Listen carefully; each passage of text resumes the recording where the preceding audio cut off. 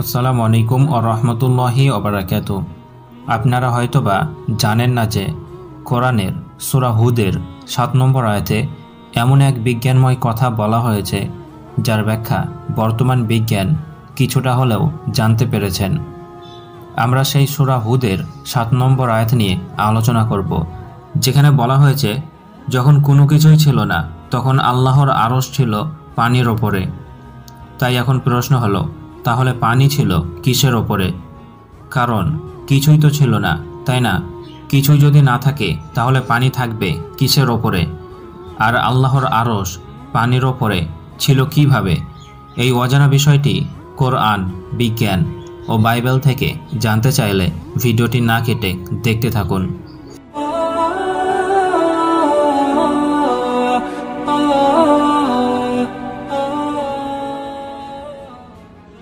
প্রথমত সেই আয়াতটি দেখে নেব, যে আয়াতে বলা হয়েছে কিছু ছিল না তখন আল্লাহর আরশ ছিল পানির ওপরে। দেখুন, মহান আল্লাহ তাআলা বলেছেন, ওয়া হুয়াল্লাযী খালাকাস সামাওয়াতি ওয়াল আরদা ফি সিত্তাতি আইয়ামিন ওয়া কানা আরশুহু আলাল মাই। অর্থাৎ তিনি মহাবিশ্ব ও জমিন সৃষ্টি করেছেন ৬টি কাল বা পর্যায়ে। এর আগে আল্লাহর আরশ ছিল পানির ওপর। ১১ নম্বর সূরার ৭ নম্বর আয়াত। আর তাই এই আয়াতটি দেখে মনে প্রশ্ন উঠবেই, তাহলে পানি ছিল কিসের ওপরে, তাই না? এছাড়াও ১১ নম্বর সূরার ৭ নম্বর আয়াত হতে আরও একটি প্রশ্ন হতে পারে, আর তা হলো ৬ দিনে মহাবিশ্ব সৃষ্টি হওয়া কি সম্ভব?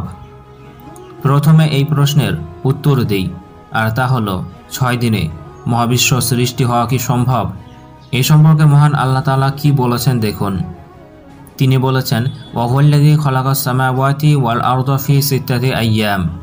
তিনি মহাবিশ্ব ও জমিন সৃষ্টি করেছেন ৬টি কাল পর্যায়ে। এই আয়াতে যে শব্দটি বলা হয়েছে তা হচ্ছে আইয়াম। এখন জানতে হবে আইয়াম মানে কি। কোরআনের এই আয়াতে যে শব্দটি বলা হয়েছে তা হলো আইয়াম। এই আইয়াম শব্দটি বহুবচন। মনে রাখবেন, ইয়াউমুন মানে দিন, আর আইয়াম মানে কাল বা যুগ বা নির্দিষ্ট একটি পরিব্যাপ্তির সময়। তাহলে জানতে পারলাম কোরআন বলে আমাদের মহাবিশ্ব সৃষ্টি হয়েছে অনেক অনেক যুগ ধরে। এখন বিজ্ঞানকে জিজ্ঞাসা করুন, বিজ্ঞান কি বলে? বিজ্ঞান বলছেন, আমরা যদি এই মহাবিশ্ব সৃষ্টির বর্তমানে সবচেয়ে জনপ্রিয় তথ্যটি অর্থাৎ বিগ ব্যাং থিওরি সম্পর্কে জানি, তাহলে দেখতে পাবো বিজ্ঞানও একই কথা বলে যা বলে কোরআন। বিজ্ঞান বলে মহাবিশ্বের সৃষ্টি হয়েছে ৬টি নির্দিষ্ট ধাপের মধ্য দিয়ে। এই ৬টি নির্দিষ্ট ধাপ হচ্ছে, নাম্বার ১ মহাবিস্ফোরণ, নাম্বার ২ মহাসম্প্রসারণ, নাম্বার ৩ উচ্চ ক্ষমতাসম্পন্ন বস্তুকণার প্রতিক্রিয়া, নাম্বার ৪ পরমাণুর গঠন, নাম্বার ৫ অণুর গঠন, নাম্বার ৬ ছায়াপথ ও নক্ষত্রসমূহের আবির্ভাব। একবার ভেবে দেখুন, কোরআনে আল্লাহ তাআলা বলেছেন ৬টি পর্যায়ে সবকিছু সৃষ্টি করেছি, আর বিজ্ঞানও সেই কথাই বলে যে ৬টি পর্যায়ে সবকিছু সৃষ্টি হয়েছে। তাহলে প্রমাণিত হলো যে কোরআনের এই কথা সঠিক। কোরআন কখনোই বলেনি যে ৬ দিনে সবকিছু সৃষ্টি হয়েছে। কোরআন বলেছে ৬টি যুগে বা ৬টি পর্যায়ে সবকিছু সৃষ্টি হয়েছে। আর এই যুগ বা সময় কত লম্বা ছিল তা মহান আল্লাহ তাআলাই ভালো জানেন। কিন্তু বাইবেলে বলা হয়েছে ঈশ্বর ৬ দিনে বিশ্ব সৃষ্টি করেছেন, আর সেটা আমাদের মতো দিনের কথা বলা হয়েছে, যেটা বিজ্ঞানের মতো ভুল।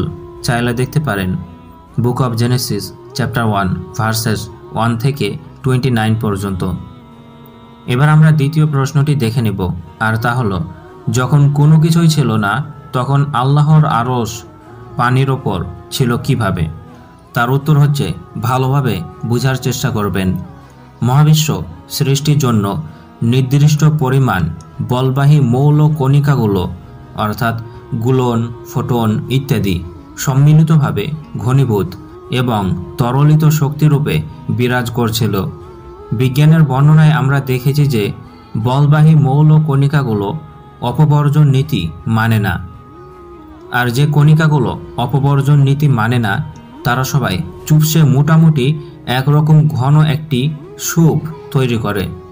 সুতরাং সৃষ্টিকালীন প্রাথমিক পর্যায়ে কল্পিত বলবাহী মৌল কণিকাগুলো অপবর্জন নীতি বিবর্জিত অবস্থায় উত্তপ্ত, ঘনীভূত এবং তরলিত শক্তিরূপে একটি নির্দিষ্ট গণ্ডির মধ্যে আবদ্ধ ছিল এবং তখন আল্লাহর আরশ অর্থাৎ নিয়ন্ত্রণ ব্যবস্থা সেই সুখ অর্থাৎ উত্তপ্ত, ঘনীভূত ও তরলিত গণ্ডিবদ্ধ শক্তির কোরআনের ভাষায় পানির ওপর নিবদ্ধ ছিল। এভাবে একটি নির্দিষ্ট সময় অতি ক্ষুদ্র বা বৃহৎ কাল অতিবাহিত হওয়ার ফলে দুর্বল কেন্দ্রকীয় বলের উদ্ভব হবার পূর্বে বলবাহী মৌল কণিকাসমূহের মধ্যে পারস্পরিক অভিক্রিয়া শুরু হয়। আর তাই বিজ্ঞানের মতে তখন আল্লাহর আরশ ছিল উত্তপ্ত, ঘনীভূত ও তরলিত গণ্ডিবদ্ধ শক্তির অর্থাৎ কোরআনের ভাষায় পানির ওপর নিবদ্ধ ছিল। তবে এই বিষয়টি বোঝার জন্য একটু অ্যাস্ট্রোফিজিক্স জানা প্রয়োজন। তো যাই হোক, এখন হয়তো বুঝতে পেরেছেন, তবে আয়াতটি আরও একবার দেখে নিব। মহান আল্লাহ তাআলা বলেছেন, ওয়াহুল্লাযী খালাকাস সামাওয়াতি ওয়াল আরদা ফি সিত্তাতি আইয়ামি ওয়া কানা আরশুহু আলাল মাই। তিনি মহাবিশ্ব ও জমিন সৃষ্টি করেছেন 6টি কাল বা পর্যায়ে। এর আগে আল্লাহর আরশ ছিল পানির ওপর। 11 নম্বর সূরার 7 নম্বর আয়াত। সুতরাং প্রমাণিত হলো যে সত্যিই যখন কিছু ছিল না, তখন আল্লাহর আরশ বা নিয়ন্ত্রণ ব্যবস্থা ছিল উত্তপ্ত, ঘনীভূত তরলের অর্থাৎ পানির ওপর। এ বিষয়ে মহান আল্লাহ তাআলা কোরআনে বলেছেন এভাবে, কুল্লু ইয়াউমিন হুয়া ফি শান। সর্বক্ষণ তিনি সৃষ্টির নিয়ন্ত্রণে সুপ্রতিষ্ঠিত। 55 নম্বর সূরার 29 নম্বর আয়াত। কোরআনের এই কথা বিজ্ঞানের দৃষ্টিতে প্রমাণিত হলো, কিন্তু বাইবেলেও এর কাছাকাছি কিছু কথা বলা হয়েছে। তাই বাইবেলও আমরা দেখে নেব সেখানে কি বলা হয়েছে এবং বিজ্ঞানের দৃষ্টিতে বাইবেল কি সঠিক বলেছে সেটাও দেখে নেব। তো চলুন বাইবেলে কি বলা হয়েছে দেখা যাক। শুরুতে ঈশ্বর আকাশমণ্ডল ও পৃথিবী সৃষ্টি করলেন। এমত অবস্থায় পৃথিবী নীরবময় ও ফাঁকা ছিল। গভীরের ওপরের স্তরে অন্ধকার ছেয়েছিল এবং ঈশ্বরের আত্মা জলের ওপর ভেসে বেড়াচ্ছিলেন। রেফারেন্স হচ্ছে বুক of Genesis chapter number 1 versus 1 and 2। বাইবেলের এই কথাটি আপাত দৃষ্টিতে কোরআনের 11 নম্বর সূরার 7 নম্বর আয়াতের মতো মনে হলেও তা কিন্তু 11 নম্বর সূরার 7 নম্বর আয়াতের মতো নয়। কারণ বাইবেলের book of Genesis chapter 1 verses 1-এ বলা হয়েছে, আদিতে ঈশ্বর আকাশমণ্ডলী ও পৃথিবী সৃষ্টি করলেন। দ্বিতীয় অনুচ্ছেদে বলা হচ্ছে, পৃথিবী সৃষ্টি হওয়ার পর পৃথিবীতে জল জমেছিল এবং সেই জলের ওপরে ঈশ্বরের আত্মা ভেসে বেড়াচ্ছিল। অন্যদিকে কোরআনে বলা হয়েছে এভাবে, ওয়াহুল্লাযী খালাকাস সামাওয়াতি ওয়াল আরদা ফি সিত্তাতি আইয়ামি ওয়া কানা আরশুহু আলাল মাই। তিনি মহাবিশ্ব ও জমিন সৃষ্টি করেছেন 6টি কাল বা পর্যায়ে। এর আগে আল্লাহর আরশ ছিল পানির ওপর। অর্থাৎ কোরআনের মতে যখন কোনো কিছু ছিল না, তখন আল্লাহর আরশ ছিল পানির ওপরে। এখানে পানি বলতে কি বলা হয়েছে তা পূর্বেই দেখিয়েছি, তাই না? আর বাইবেল বলে প্রথমে ঈশ্বর আকাশমণ্ডলী ও পৃথিবী সৃষ্টি করেছেন। তারপর পৃথিবীতে যে পানি ছিল সেই পানিতে ঈশ্বরের আত্মা ভেসে বেড়াচ্ছিল। কিন্তু কোরআন বলে আল্লাহর আরশ ছিল পানির ওপরে এবং তখন কোনো কিছুই ছিল না।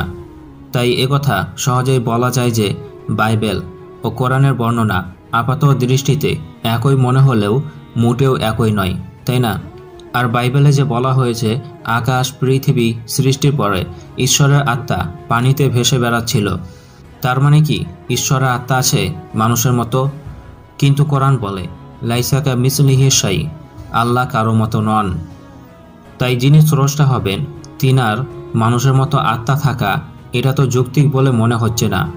বাকি আপনারা বিচার করে জানাবেন। আর ঈশ্বরের আত্মা পানিতে ভেসে বেড়াচ্ছে মানে কি? তাহলে ঈশ্বর ছিল কোথায়? এটাও বোঝা মুশকিল। আমরা জানি যে সব কিছুই মহান আল্লাহ তাআলা সৃষ্টি করেছেন। যখন কিছুই ছিল না তখনও মহান আল্লাহ তাআলা ছিলেন। কিন্তু একটি প্রশ্ন, যখন কিছুই ছিল না তখন আল্লাহ তাআলা ছিলেন কোথায়? বিজ্ঞান বলে যে সময় এবং স্থান এটা সবসময় ছিল, পদার্থ পরে সৃষ্টি হয়েছে। তো আল্লাহ যেখানে ছিলেন সেখানে স্থান কি ছিল না, সময় কি ছিল না? থাকার তো একটা স্থান লাগে, তাই না? তাই যদি আল্লাহ থাকার সময় দ্বিতীয় কোনো স্থান থাকে, তাহলে আল্লাহ সর্বপ্রথম এটা তো বলা যাবে না, কারণ আল্লাহ যখন ছিল তখন স্থানও ছিল, সময়ও ছিল। তো এটার ব্যাখ্যা কিভাবে সম্ভব হতে পারে যে আল্লাহ ছিল তখন কিছুই ছিল না, শুধুই মহান আল্লাহ তাআলা ছিলেন? মহান আল্লাহ তাআলা তিনিই সর্বপ্রথম। তিনি যখন ছিলেন তখন কিছুই ছিল না। এই সম্পর্কে কোরআনের মধ্যে মহান আল্লাহ তাআলা বলে দিয়েছেন, ওয়াল আউয়াল ওয়াল আখির ওয়াল যাহির ওয়াল বাতিন ওয়া হুয়া বিকুল্লি শাইইন আলিম। তিনিই প্রথম, তিনিই শেষ, তিনি প্রকাশিত এবং তিনিই গুপ্ত, তিনি সমস্ত বিষয়ের জ্ঞান রাখেন। সূরা আল হাদিদ আয়াত নাম্বার 3। এখানে প্রথমে যে শব্দটি এসেছে ওয়াল আউয়ালু, অর্থাৎ মহান আল্লাহ তাআলা তিনিই প্রথম, তার আগে কিছুই ছিল না। যেমন আমরা এখন জানি যে মহান আল্লাহ তাআলা আরশে সমাসীন, তিনি আরশে রয়েছেন। এই সম্পর্কে মহান আল্লাহ তাআলা বলেছেন, আর রহমান ও আলাল আরশি ইস্তাওয়া, দয়াময় আল্লাহ আরশের ওপর সমাসীন। সূরা তাহা আয়াত নাম্বার 5। এখন মহান আল্লাহ তাআলা আরশে সমাসীন, তবে কিভাবে আছেন তা আমরা জানি না। তো এই আরশও কোনো এক সময় ছিল না, মহান আল্লাহ তাআলা আরশ সৃষ্টি করেছেন। এখন তিনি আরশে সমাসীন, আরশে রয়েছেন বলা যায়। তো এখন প্রশ্ন, যখন আরশ ছিল না তখন তিনি ছিলেন কোথায়? মহান আল্লাহ তাআলা সর্বপ্রথম, তখন আর কিছুই ছিল না, কোনো স্থান ছিল না, কোনো সময় ছিল না। এটা বুঝতে গেলে আমাদেরকে বুঝতে হবে যে নাথিং পয়েন্ট আসলে কি। বিজ্ঞানের ভাষায় কিছুই নয়, সে জিনিসের নাম হচ্ছে অন্ধকার। তার মানে অন্ধকার এমন একটি জিনিস যেটা কোনো কিছুই নয়। এটা বুঝতে গেলে আমরা সব কিছু দেখি কিভাবে, এটা বুঝতে হবে। আর এই সম্পর্কে আমার আলোচনা আছে। আসলে আমাদের চোখে যে আলোটা এসে পড়ে, এটা আসলে মহাবিশ্বে থাকা বিশাল একটা ইলেকট্রোম্যাগনেটিক রেডিয়েশনের ক্ষুদ্রতম অংশ। এই ইলেকট্রোম্যাগনেটিক রেডিয়েশনের অনেক অনেক ধরনের আলো আছে। এই ইলেকট্রোম্যাগনেটিক রেডিয়েশন খুবই মারাত্মক হতে পারে, আবার কোমলও হতে পারে। এই জিনিসটা একটা নির্দিষ্ট ওয়েভ বা ঢেউর মতন চলে। সেই ঢেউটির কিছু নির্দিষ্ট প্যাটার্ন থাকে। সেইগুলো যখন কোনো কিছুর ওপর এসে পড়ে বা আলো কোনো বস্তুর ওপর এসে পড়ে, আবার ফিরে এসে অর্থাৎ প্রতিফলিত হয়ে আমাদের চোখের লেন্স, রেটিনা, স্নায়ুকোষ কয়েকটি রাস্তা পার করে আমাদের মস্তিষ্কে পৌঁছানোর পরে আমরা সেই বস্তুটির উপস্থিতি উপলব্ধি করি। আর এই উপলব্ধি করা মানেই কোনো কিছুকে দেখা। কাজেই কিছু দেখতে হলে চোখ বাদে যে দুটি আবশ্যক জিনিস প্রয়োজন, তা হলো বস্তু এবং আলো। তার মানে কিছু আমরা তখনই দেখতে পাই যখন তাতে আলো প্রতিফলিত হয়ে আমাদের চোখে আসে। আলো নেই মানে আমরা কিছুই দেখতে পাবো না। তবে আমরা আলোকে কখনোই দেখতে পাই না। খুবই অদ্ভুত দুটি জিনিস। একটি হচ্ছে অন্ধকার। অন্ধকার বলে কোনো কিছুই হয় না। যেখানে আলোর অনুপস্থিতি ঘটে, যেখানে আলো থাকে না, সেখানে অন্ধকার হয়ে যায়। সেই স্থানকে আমরা অন্ধকার বলি, কিন্তু অন্ধকার কোনো কিছুই নয়। অন্ধকার নাথিং। আবার আমরা আলোকে দেখতে পাই না। আলো কোনো জিনিসের উপরে পড়ে, তারপর সেই আলো আমাদের চোখে এসে পড়ে, দিয়ে সেটা ব্রেনে যায়, তখন আমরা কোনো কিছুকে দেখতে পাই। তাই ফিজিক্সের ভাষায় অন্ধকার বলে কোনো কিছুই হয় না। যেখানে আলো থাকে না সেটাই হচ্ছে অন্ধকার। আলো চলে এলেই অন্ধকারের খেলা শেষ। আশা রাখি আপনারা কিছুটা বুঝতে পেরেছেন যে মহান আল্লাহ তাআলা যখন ছিলেন তখন কিছুই ছিল না, অর্থাৎ তখন সব কিছুই ছিল অন্ধকার। আর অন্ধকার বলে যখন কোনো কিছুই হয় না, অন্ধকার কোনো জিনিসই নয়, সেটা কোনো সৃষ্টি নয়, তাহলে বোঝা যাচ্ছে যে আল্লাহ প্রথম থেকে আছেন।